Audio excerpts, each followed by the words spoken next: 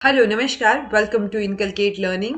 ये क्वेश्चन हमने last video में किया था और इस क्वेश्चन को जो है समझने में दिक्कत हुई होगी, मे बी तो कमेंट आया था आप में से किसी का कि समझा दीजिए इसको दोबारा से। देखिए, इस टाइप के क्वेश्चंस के लिए सबसे पहले तो आपको क्या पता होना चाहिए, एनपीसी, नॉर्मल प्रोबेबिलिटी कर्व। ठीक है, और नॉर्मल प्रोबेबिलिटी कर्व जो होता है वो नॉर्मली क्या होता है, इस तरीके का आपको देखने को मिलेगा, जिसमें ये जो मीन मीडियन बीच का, इसको स्ट्रेट कर लीजिएगा, मीन मीडियन और मोड तीनों के तीनों इक्वल होते हैं। ठीक है, बीच में मिडिल पॉइंट पे मीन के ऊपर।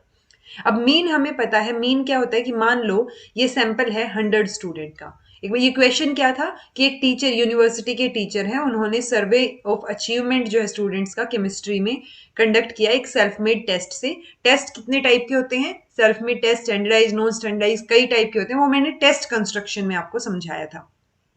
डिस्ट्रीब्यूशन ऑफ स्कोर जो है वो किस तरीके से है, मीन और स्टैंडर्ड डेविएशन हमें दे रखे हैं और 100 स्टूडेंट्स का हमें सैंपल दिया हुआ है, यानी कि 100 स्टूडेंट्स हैं, उन 100 स्टूडेंट्स के जितने मार्क्स आए होंगे उन मार्क्स को प्लस करके डिवाइड बाय 100 कर दिया। जितने भी मार्क्स हैं उनको प्लस किया, प्लस किया, प्लस किया, 100 से डिवाइड किया, क्योंकि स्टूडेंट्स 100 हैं तो हमारे पास क्या आया, 50 आया। बेसिकली ये हम मान के चल रहे हैं कि एक एवरेज स्कोर क्या है, हमारे पास 50 है। स्टैंडर्ड डेविएशन क्या होता है कि डेविएट हो रही हैं चीजें। ये जो आपको दिख रहा होगा, ये देखिए यहां पे क्या है, मीन है। अब ये जो मीन है ये क्या है, हमारे पास 50 है। ये मीन कुछ और भी हो सकता था, यानी जितने भी स्टूडेंट्स हैं उनके मार्क्स प्लस करके हमने divide by number of student किया, जो कि यहाँ पे है 100। उससे क्या आया, हमारा मीन आया।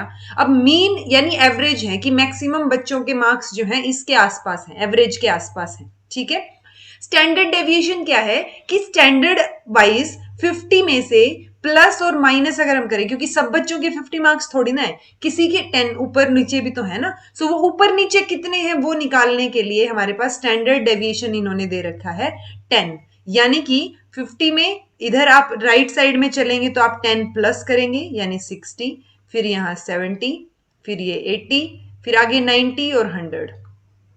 वो सबसे ज्यादा और सबसे कम मार्क्स वालों की संख्या जो है वो कंपैरेटिवली कम रहेगी।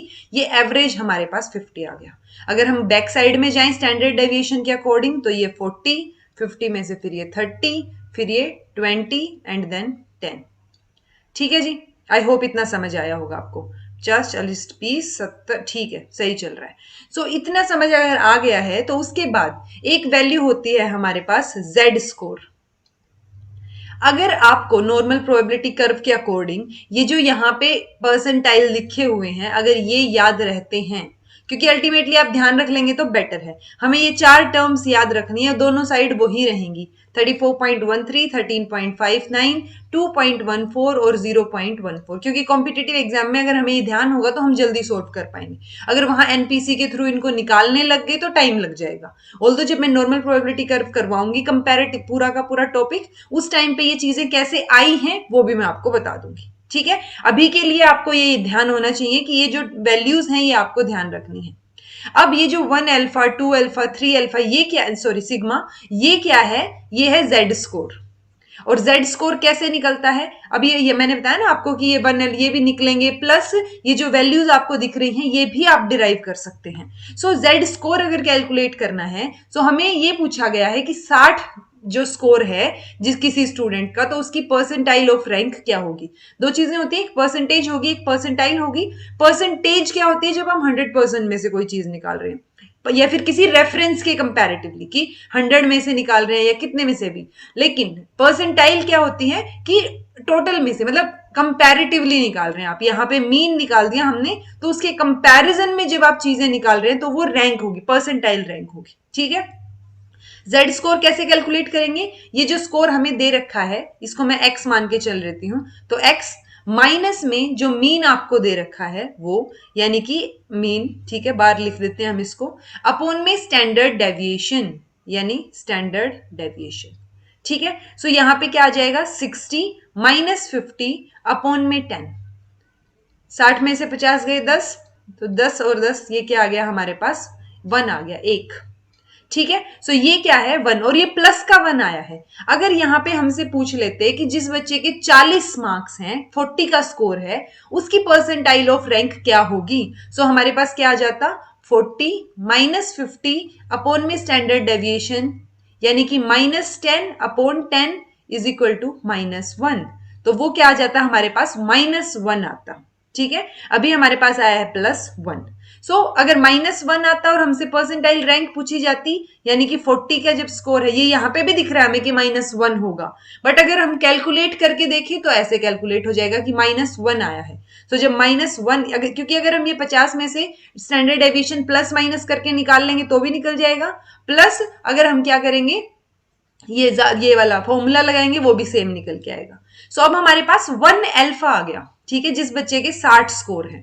सो हम यहां से शुरू करते हैं लेफ्ट से कि 0.14 2.14 प्लस 13.59 प्लस 34.13 और प्लस 34.13 यहां तक आ गया 60 तक।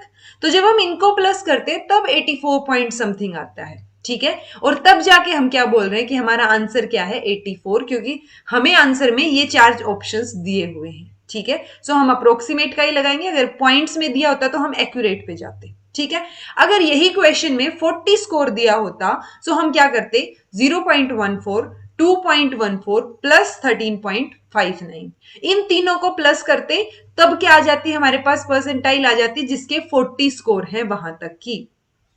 यहाँ पे कोई भी स्कोर हो सकता है, बट नॉर्मली जब कॉम्पिटिटिव एग्जाम होते हैं तो बहुत ऐसे जीरो वाले स्कोर देते हैं, जैसे 60 50 40 इस तरीके से। वो बहुत ज्यादा कॉम्प्लिकेट नहीं करते, अगर आपको फॉर्मूला पता है, आपको तरीका पता है तो आप जल्दी सोल्व कर पाएंगे। सो इस तरीके से निकल जाएगा। अगर यहाँ 40 की जगह मान लो यहाँ पे क्या होता 50 ही होता, तो ये मीन का ही स्कोर पूछ लेते, मान लो 50 का स्कोर। सो 50 में फिर हम 0 से लेके यानी 0.14 2.14 13.59 और 34.13 को प्लस कर देते, वो यहां तक का आ जाता हमारा।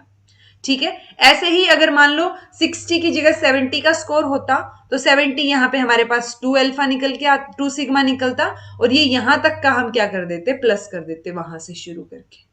सो वो परसेंटाइल रैंक आ जाती। सो आई होप आपको ये समझ आया होगा। अब अगर अभी भी समझ नहीं आया तो फिर मैं जल्दी जो है नॉर्मल प्रोबेबिलिटी कर्व जो है वो कंप्लीट करवाने की ट्राई करूंगी।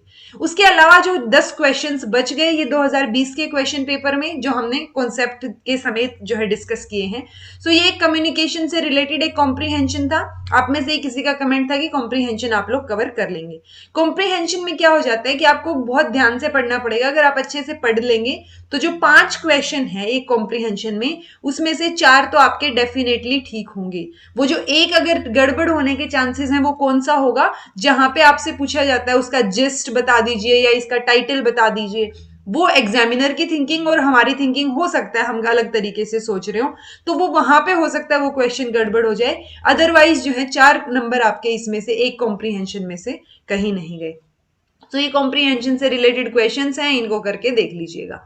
दूसरा कॉम्प्रीहेंशन ऑर्गेनाइजेशनल चेंज से रिलेटेड था, ये भी कर लीजिएगा। इसमें भी सेम वही 5 क्वेश्चंस दे रखे हैं। ठीक है, सो अब नेक्स्ट जो हम करेंगे वो होगा दिसंबर 2019 का जो पेपर 3/12/2019 को ये पेपर हुआ था, इसके 100 क्वेश्चन, जिसमें से वो 90 करेंगे हम। 10 क्वेश्चन जो है वो क्या होंगे कॉम्प्रीहेंशन के होंगे।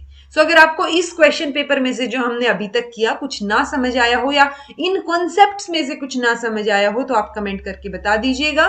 This was all about today. Next video जो हमारी 11th वीडियो होगी क्वेश्चंस की, उसमें हम नेक्स्ट क्वेश्चन पेपर जो है वो हमारा शुरू करेंगे। So thank you so much for watching. Be happy and keep smiling.